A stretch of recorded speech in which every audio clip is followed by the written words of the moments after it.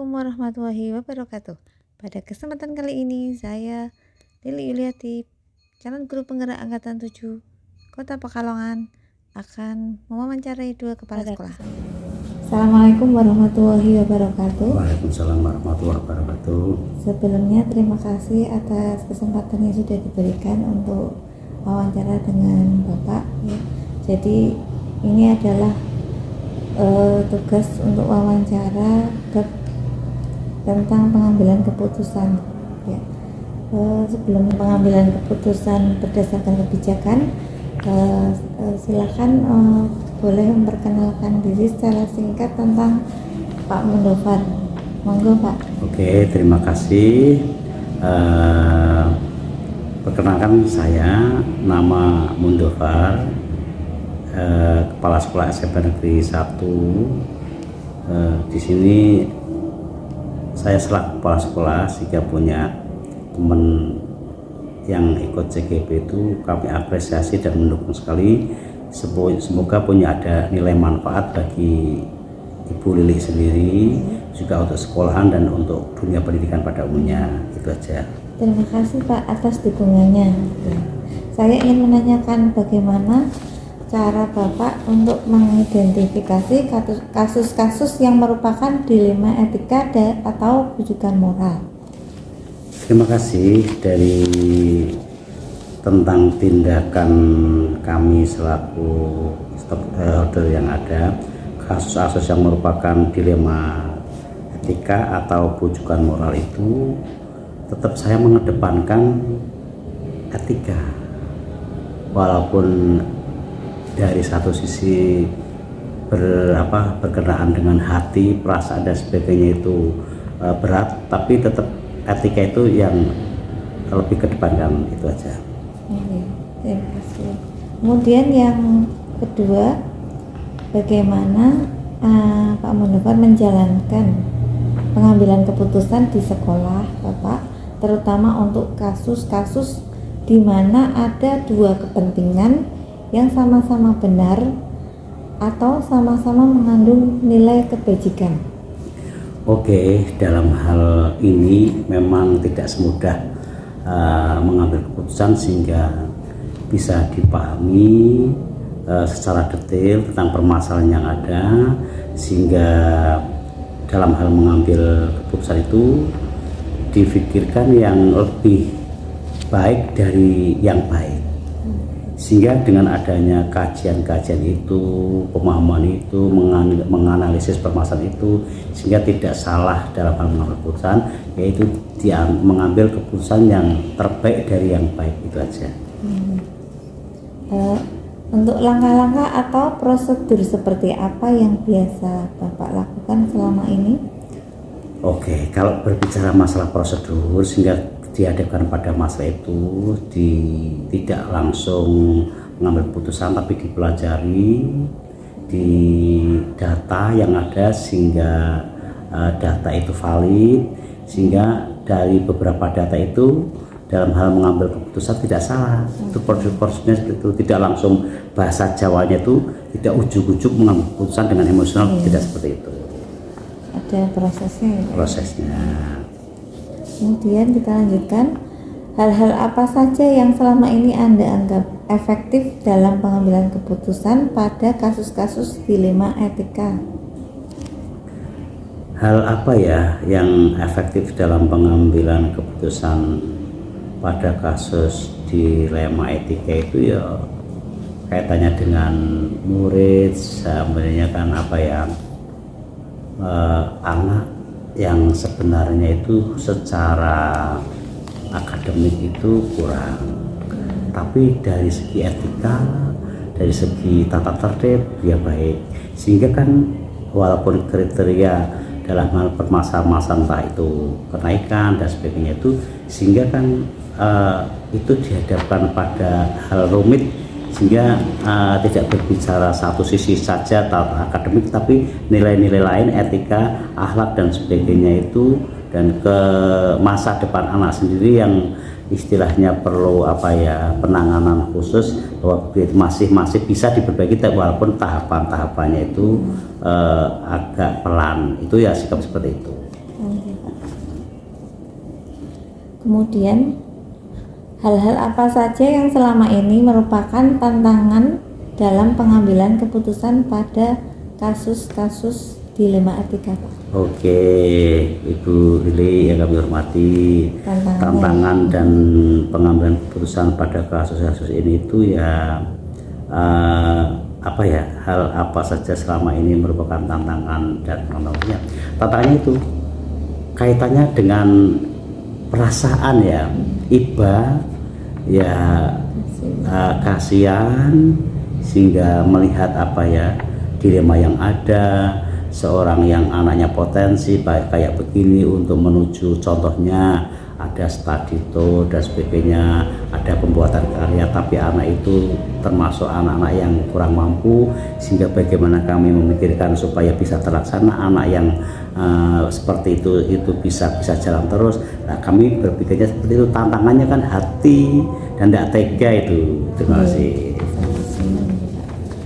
Lanjutkan, apakah Anda memiliki sebuah jadwal tertentu dalam sebuah penyelesaian kasus dilema etika, dan apakah Anda langsung menyelesaikan di tempat atau memiliki sebuah jadwal untuk menyelesaikan bentuk atau prosedur seperti apa yang Anda jalankan?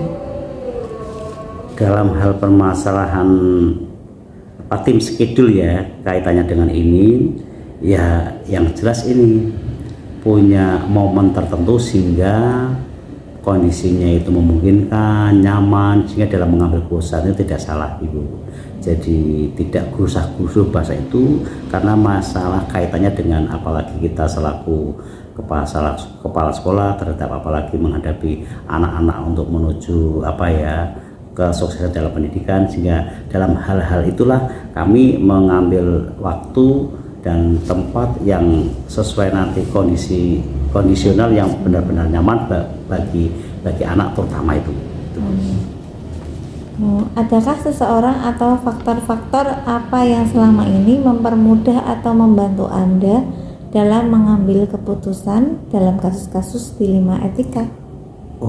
Dalam hal ini mengenai masalah yang membantu ada, Ibu, yaitu dari teman-teman guru yang ada dan tutor sebaya yang ada, kadang menanyai teman yang bermasalah itu, dari guru-guru data yang ada, wali kelas atau BK dan sebagainya, sehingga dalam menghadapi itu melalui jalur-jalur itu, sehingga kan tidak keliru, Ibu. Ya. Oke, itu. Ya, pertanyaan terakhir ini, Pak. Dari semua hal yang telah disampaikan, pembelajaran apa yang dapat Anda petik dari pengalaman Anda mengambil keputusan dilema etika?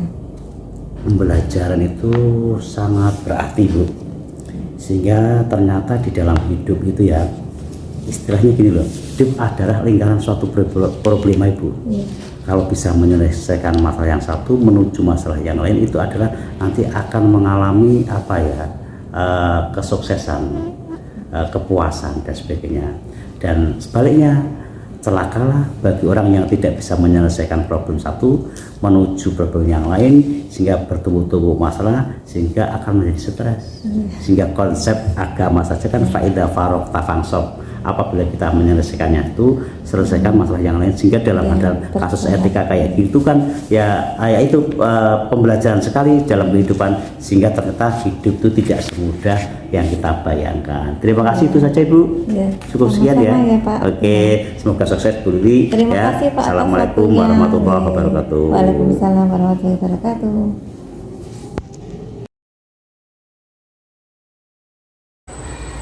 Assalamualaikum warahmatullahi wabarakatuh. Waalaikumsalam warahmatullahi wabarakatuh, Bu Lili. Selamat pagi, Bu Andari, seorang ibu kepala sekolah di SMP Negeri 7 Pekalongan yang sangat luar biasa ini. Saya hari ini ingin menanyakan tentang wawancara tugas saya sebagai seorang CGP angkatan 7. Nanti ada beberapa pertanyaan yang saya ajukan. Ibu bersedia nggih menjawab pertanyaan dari saya nggih? Iya, insya Allah, Bu Lili. Jadi yang pertama ini, Bu, selama ini bagaimana Ibu mengidentifikasi kasus-kasus yang merupakan dilema etika atau rujukan moral. Jadi misalnya kasus-kasus yang benar melawan kebenaran. Contoh kasusnya langsung gitu ya. Nah, kebetulan itu kalau tidak salah tanggal 11 Maret ya, 11 Maret itu banjir, jadi hujan besar.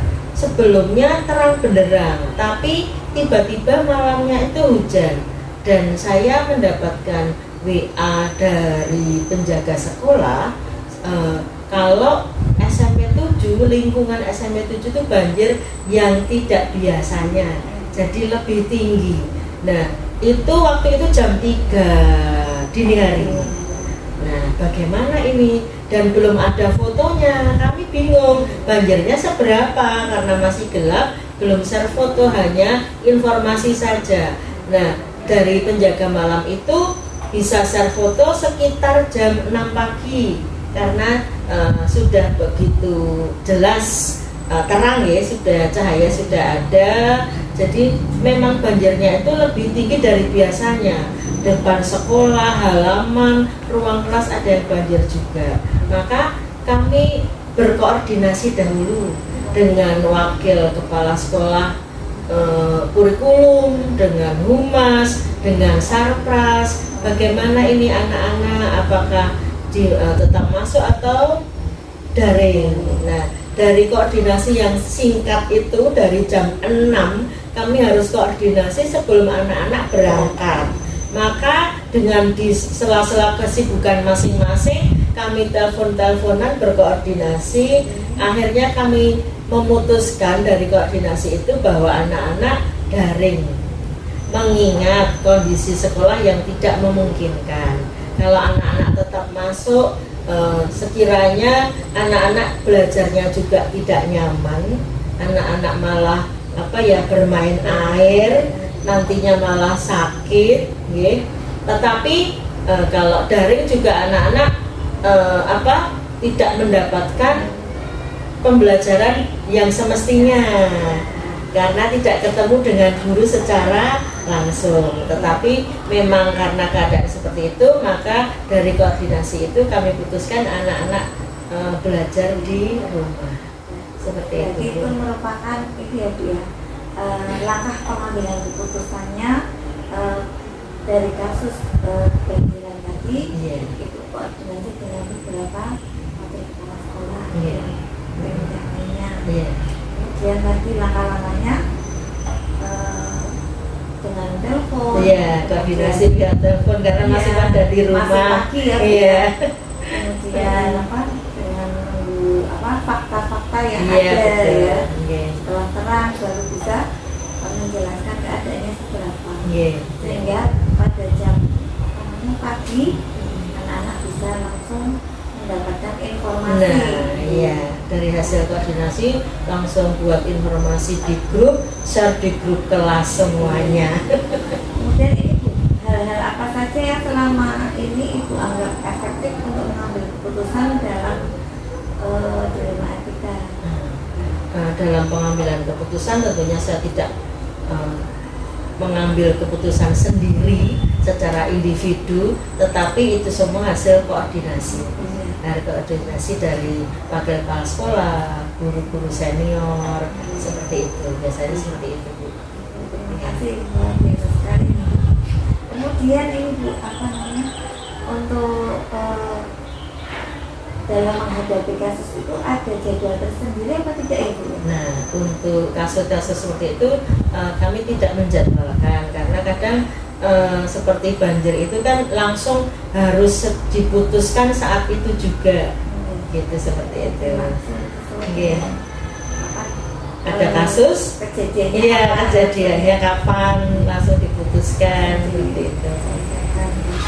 Kemudian ini Bu, faktor-faktor apa yang selama ini mempermudah dan membantu Ibu dalam mengambil keputusan?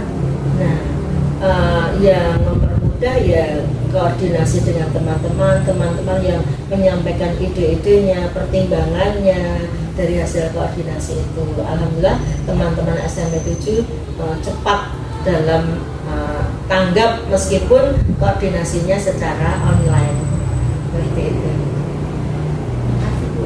Satu kali lagi pertanyaan yang terakhir, pembelajaran apa yang dapat Ibu petik ya dari pengalaman Ibu mengambil keputusan tentang dilema etika tadi? Pembelajaran yang bisa diambil yang memang dari kasus yang tiba-tiba ya, kita tidak menyangka seperti itu, mendadak bagaimana keputusannya. Tidak mungkin saya ambil langkah sendiri, tapi dengan koordinasi dengan teman-teman wakil kepala sekolah dan guru senior, akhirnya didapat sebuah keputusan. Ya memang dalam keputusan tadi mungkin tantangannya atau kendalanya, kadang ada wali kelas yang tidak respon cepat, sehingga info dari grup resmi sekolah itu tidak langsung di-share ke grup siswa. Jadi beberapa anak yang memang ada yang berangkat, tapi tidak masalah, hanya sebagian kecil saja. Terima kasih Bu, sangat luar biasa sekali, sangat menginspirasi saya dalam mengambil keputusan. Semoga saya bisa memetik manfaatnya dari percakapan ini. Amin. Assalamualaikum warahmatullahi wabarakatuh.